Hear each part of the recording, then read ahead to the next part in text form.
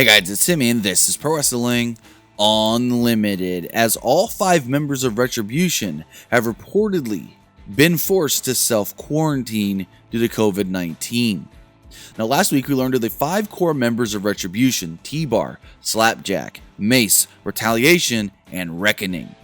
The group stated that they signed a contract with the Monday Night Raw brand so they can do whatever they want. But it looks like it's going to be at least 2 weeks before they wreak more havoc on Monday Night Raw.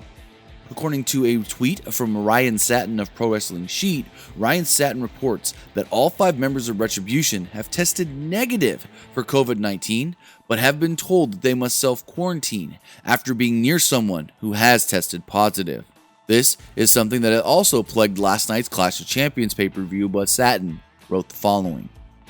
Regarding Retribution not being cleared to compete at the moment, sources tell me all 5 members tested negative for COVID-19. However, the group's members each have to quarantine themselves for 2 weeks because they came into proximity with someone who tested positive.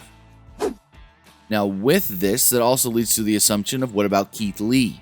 Keith Lee is the real-life boyfriend of Retribution member Mia Yim, and if Mia Yim is being forced to self-quarantine, then maybe Keith Lee has to self-quarantine as well. We do not know exactly when the last time Mia Yim and Keith Lee were together, or at least in close proximity, so one has to assume that there's a good chance that Keith Lee also has to do this 2-week quarantine.